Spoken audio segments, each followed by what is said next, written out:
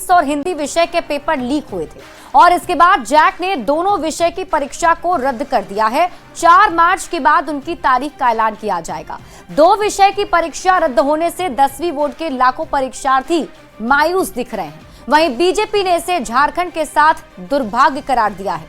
बड़ा सवाल है कि आखिर लाखों छात्रों के भविष्य से खिलवाड़ कौन कर रहा है और कब पेपर लीक के गुनहगार पकड़ में आएंगे। पूरी खबर जानिए इस रिपोर्ट में। झारखंड में फिर पेपर लीक। 10वीं बोर्ड के 2 विषय के पेपर लीक। पेपर लीक के बाद एक्शन में जेएसी। साइंस और हिंदी विषय की परीक्षा रद्द। बड़ा सवाल, क्या फुल प्रूफ है आगे की परीक्षा?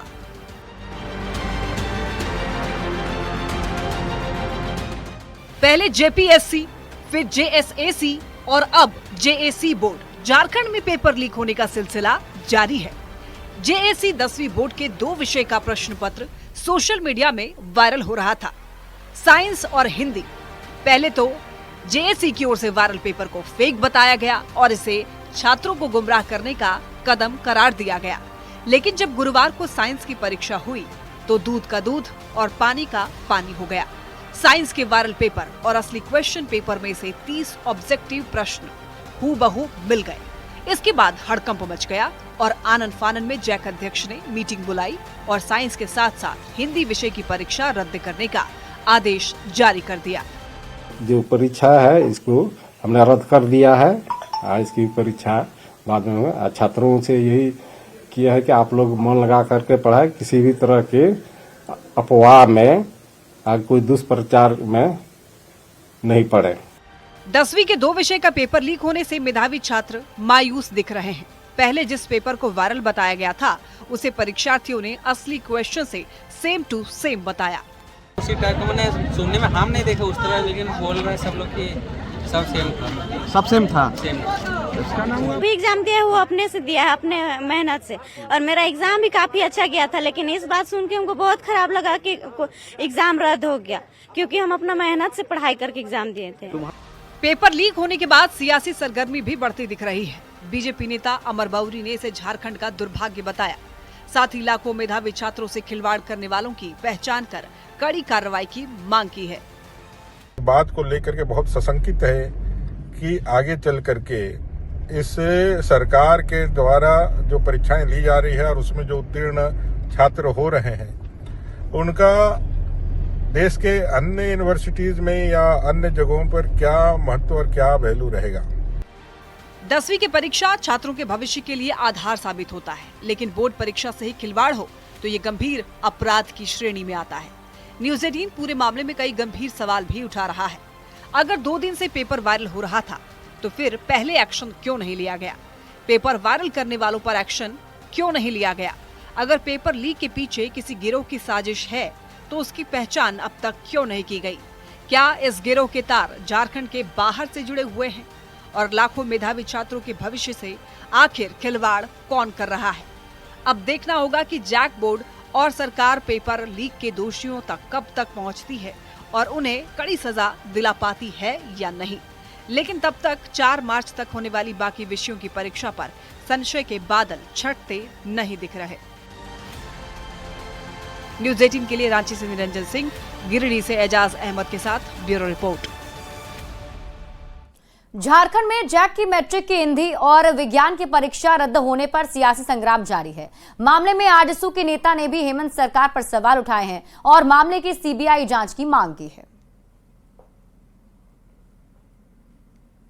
का पेपर लीक होता है, चाहे वो जेएसएससी सीजीएल का हो।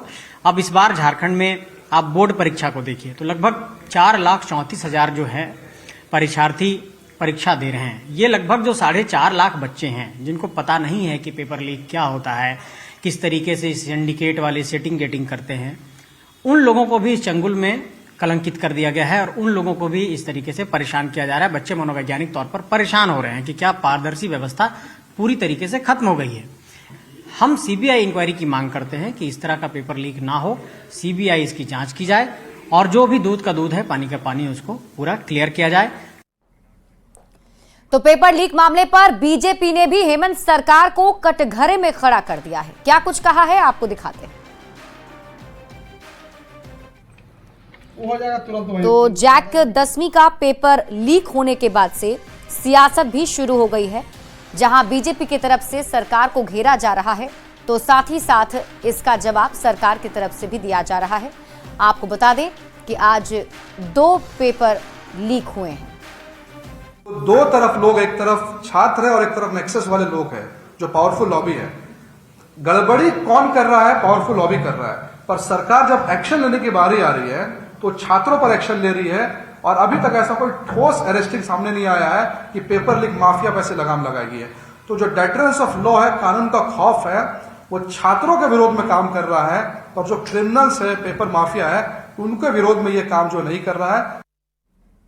समापन की ओर बढ़ रहे महाकुंभ में पवित्र स्नान के लिए लोगों की भीड़ उमड़ पड़ी है। रांची से होकर जाने वाली ट्रेन में भारी भीड़ दिख रही है। जिन्हें जनरल बोगी में सीट मिली वो खुद को खुदकिस्मत मान रहे हैं, लेकिन जिन्हें नहीं भी सीट मिली वो भी किसी तरह महाकुंभ जाने के लिए उत्साहित हैं। रांची से प्रयागराज जा रहे लोगों का उत्साह देखिए इस रिपोर्ट में।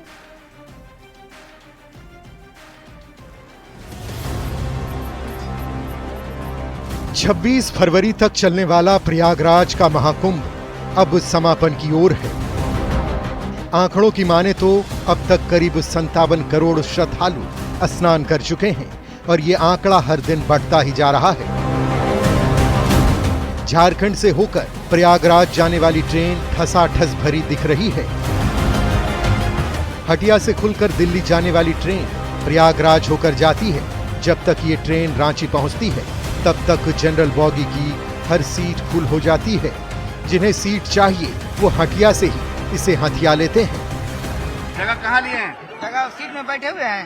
बोलिए सर, जगह ले लिए। हटिया, हाँ हटिया में। हटिया जगह नहीं मिला मेरे को, जगह नहीं मिला। हटिया स्टेशन नहीं मिला। हटिया में 12 बजे से गए हुए हैं। 12 बजे से बहुत भीड़ है। जनरल बोगी में भीड़ इतनी है कि जो जहां बैठा है या खड़ा है वहीं का होकर रह गया है। ना उठने का मौका और ना बैठने की सुविधा। बोगी में भारी भीड़ के बाद भी लोगों के चेहरे पर उत्साह दिख रहा है, और एक ही ललक है, कुंभ पहुंचकर पवित्र स्नान करना। जगह यही है, बस अब इसी में एडजस्ट करना पड़ रहा है सबको। क्या बोले आप? हाँ, हम लोग के हटिया से कटाए है टिकट। हटिया से कटाए इसलिए मिल गया सीट। कहाँ जाना है? हम लोग प्रयागराज जा रहे हैं। प्रयागराज प्रयागराज प्रयागराज पूरा उत्साह है, पूरा उत्साह भैया। प्रयागराज जाना है। हम लोग हटिया स्टेशन से लौट कर फिर यहाँ आए जाने के लिए। इतना उत्साह है हम लोग को। डुबकी लगा लेना है। डुबकी लगाना है एकदम। जय श्री राम। ट्रेन पर सवार हो गए हों, वो एक खुद को खुशकिस्मत मान रहे हैं कि ट्रेन में कम से कम जगह तो मिल गई है। लेकिन कह सकते हैं जब आस्था मन में भारी हो, आस्था की जगह दिल में हो, डुबकी लगाने का संकल्प हो, तो जाहिर है सफर भी आसान हो जाता है। कैमरामैन प्रभाकर के साथ संजय कुमार सिन्हा, न्यूज़ 18 रांची।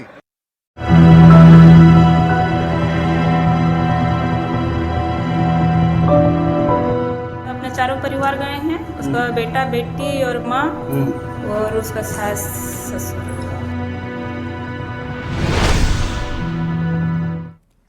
और झारखंड के रामगढ़ जिले से हैरान करने वाली तस्वीर सामने आई। मां को कष्ट देकर बेटा कुंभ में पुण्य कमाने चला गया, और इस दौरान बेटे पर मां को घर में ही कैद करने का आरोप लग रहा है। पूरी खबर जानिए इस रिपोर्ट में। कलयुगी बेटे के करतूत को देखिए। बीमार मां को छोड़ा भगवान भरोसे। मां को घर में बंद कर गया कुंभ।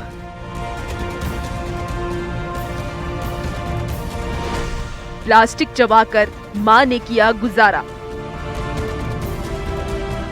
महाकुंभ में स्नान करके पुण्य कमाने की होड़ में एक ऐसी तस्वीर सामने आई है जिसे देखकर आप भी हैरान रह जाएंगे। जी हां, रामगढ़ के अदगड़ा में कलयुगी बेटे की करतूत ने सबको हैरान में डाल दिया। बीमार मां को घर में बंद कर बेटा अपनी पत्नी, बच्चों और सास ससुर के साथ कुंभ चला गया।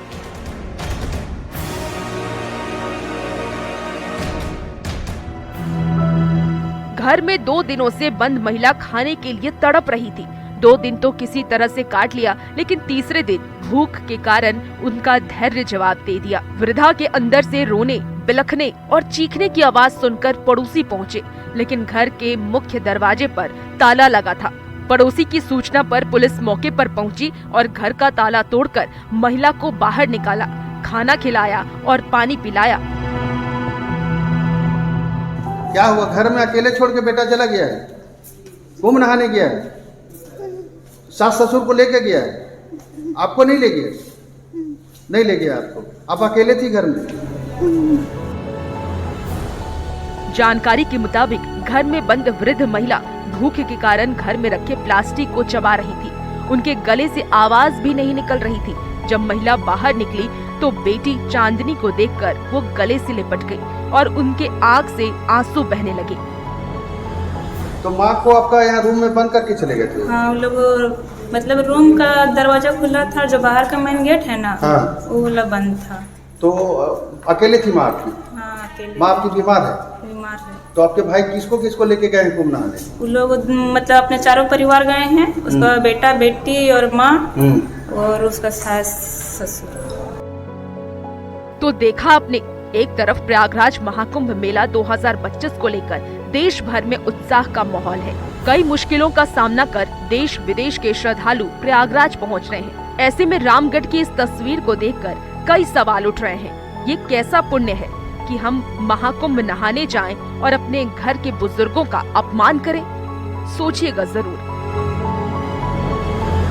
रामगढ़ से न्यूज़ 18 के लिए संवाददाता जावेद खान की रिपोर्ट।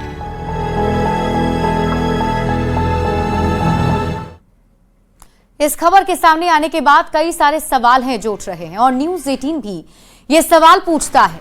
सवाल ये कि मां का अपमान कर कुंभ नहाने से पुण्य मिलेगा क्या? आप घर में अपनी मां का अपमान करते हैं, कैद करके चले जाते हैं, कुंभ नहाते हैं, तो क्या इससे आपको पुण्य मिलेगा? मां को घर में बंद कर क्यों गया परिवार? और सवाल ये, अगर मां को कुछ हो जाता तो कौन होता जिम्मेवार?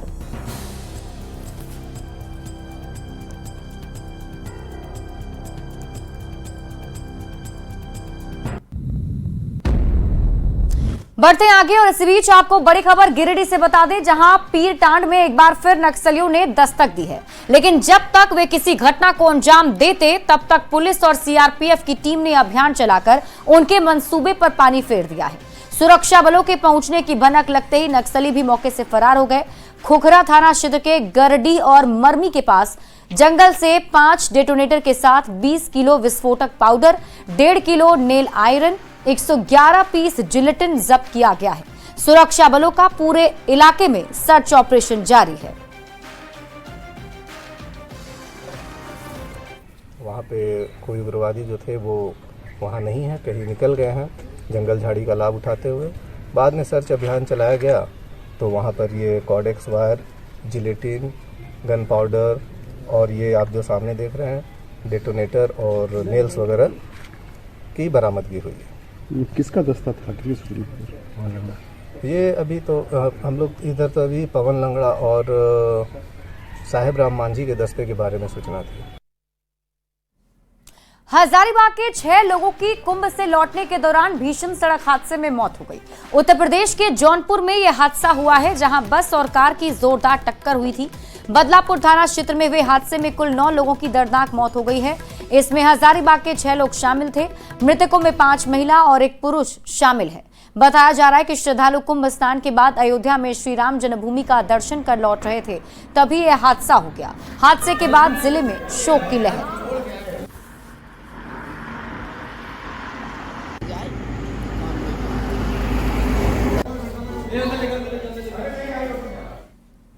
अगली खबर आपको चाईबासा से बताते हैं, जहां कोल्हान विश्वविद्यालय के टाटा कॉलेज के खाते से फर्जी निकासी की जांच शुरू हो गई है।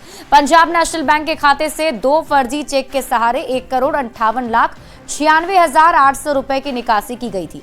घटना 4 फरवरी 2025 की बताई गई है। मामले के 14 दिन बाद विश्वविद्यालय के कुलसचिव ने बैंक के शाखा प्रबंधक के खिलाफ थाने में एफआईआर दर्ज कराई और मामले में कार्रवाई करते हुए जांच की मांग की है। टाटा कॉलेज चाईबासा के अकाउंट से 2 चेक के माध्यम से 1,58,00,000 का फर्जी निकासी हुआ है, जिस संबंध में आवेदन प्राप्त हुआ है। हम लोग जाँच कर रहे हैं। क्या पुलिस की कार्रवाई चल रही है? जांच किया जा रहा है। जो भी इसमें हम लोग को इनपुट मिल रहा है, कॉलेज और बैंक दोनों से भी पूछताछ जारी है, किस तरह से ये फर्जी बड़ा हुआ है, इसमें तहकीकात किया जा रहा है। एक रामगढ़ है, कटक है, तो इसी क्रम में हम लोग को इसको तुरंत संज्ञान लेते हुए तो मुफस्सिल थाना में एफआईआर किए हैं और जो फर्जीवाड़ा किया है उसमें जो शामिल है उनको तुरंत कार्रवाई करें और पैसा हम लोग का जो वापस आ जाए जो अकाउंट में। और यहाँ रुक एक छोटे से ब्रेक के लिए, जल्द लौटते हैं वापस।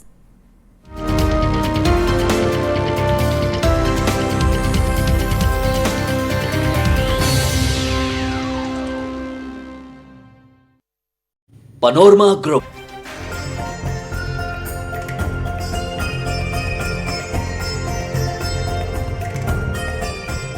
सनातन, सदन और सियासत, ये 3 शब्द इन दिनों खूब सुर्खियां बटोर रहे हैं।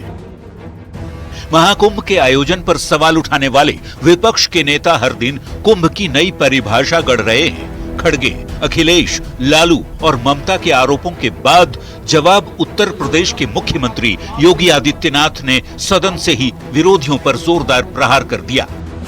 श्री लालू यादव जी कह रहे हैं, अरे ये सब कुंभ का क्या कोई मतलब है, फालतू का कुंभ है। यानी सनातन धर्म के इस महायोजन को फालतू उनको दिखाई देता है। इनके एक और सहयोगी उससे भी 2 कदम आगे आकर के कहती हैं कि महाकुंभ मृत्यु कुंभ में बदल गया है। ये क्या है? ये क्या है?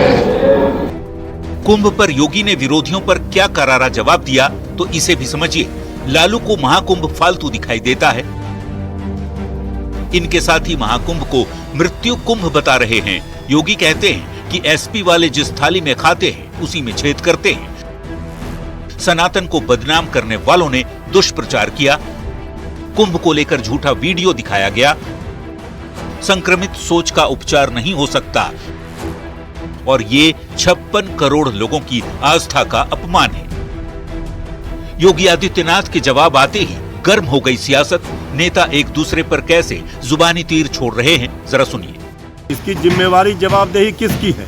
अगर व्यवस्था पर कोई सवाल विपक्ष उठा रहा है तो ये कह रहे हैं कुंभ के विरोधी हैं, तो इनको कुंभ से मतलब नहीं, ये कुंभ में अपना वोट खोज रहे हैं। महाकुंभ में सनातनियों की भीड़ को देखकर तुष्टीकरण की राजनीति करने वाले लोग सनातन विरोधियों का कलेजा फट रहा है। आप व्यवस्थागत आधार पर कोई सवाल खड़ा कर सकते हैं, लेकिन आस्था पर कोई सवाल खड़ा कर दे, यह देश के संविधान की प्रस्तावना के खिलाफ राजनीतिक आचरण है। महाकुंभ को लेकर वैसे महागठबंधन के भीतर ही विरोध दिखा। आरजेडी सांसद सुधाकर सिंह ने कुंभ में अनगिनत मौत की बात कही तो कांग्रेस विधायक अजीत शर्मा ने सहयोगियों को आईना दिखा दिया। कैसे, खुद सुनिए। हम लोगों ने जीवन में नहीं देखा आस्था का विषय को किस तरीके से मार्केटिंग किया गया और उसके कितने दुष्परिणाम निकल कर आए। उसकी व्यवस्था जरूर है, व्यवस्था सही नहीं है, उस पर सवाल उठाना चाहिए, लेकिन कुंभ पर, स्नान पर कोई अगर उठाते हैं तो यह गलत है। कुंभ को लेकर विपक्षी नेताओं के बयान पर बिहार सरकार की मंत्री रेणु देवी कहती हैं कि विरोधियों के लिए होगा मृत कुंभ, पर हम सनातनियों के लिए है अमृत कुंभ। उनको मृत कुंभ लग रहा है, लेकिन हमें अमृत कुंभ लग रहा है। सनातनी जो है आज कम से कम 55 करोड़ तक पहुंच गया, तो सनातनी जो है अपने अमृत कुंभ में जाके नहा के अपने को धन्य मान रहा है। कुंभ सनातनियों की आस्था और श्रद्धा का प्रतीक है। 55 करोड़ से ज्यादा लोग संगम में आस्था की डुबकी अब तक लगा चुके हैं, पर महाकुंभ को लेकर नेताओं के विवादित बोल पर गरमाई सियासत के बीच सत्ता पक्ष यही सवाल पूछ रहा है कि क्या विपक्ष हिंदू विरोधी है। न्यूज 18 के लिए पटना से शैलेंद्र और धर्मेंद्र के साथ भागलपुर से आशीष रंजन की रिपोर्ट। पद के लिए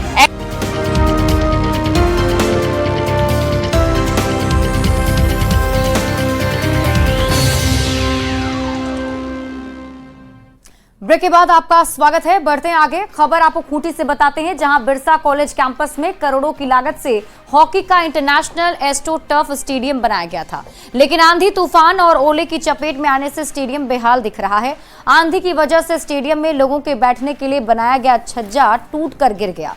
इससे स्टेडियम का मैट क्षतिग्रस्त हो गया है। ऐसे में हॉकी खिलाड़ियों की परेशानी बढ़ गई है। स्टेडियम के मैनेजर ने जिला खेल पदाधिकारी को पूरे मामले की जानकारी दी, जिसके बाद खेल विभाग और नगर पंचायत विभाग स्टेडियम की मरम्मत में जुट गया है।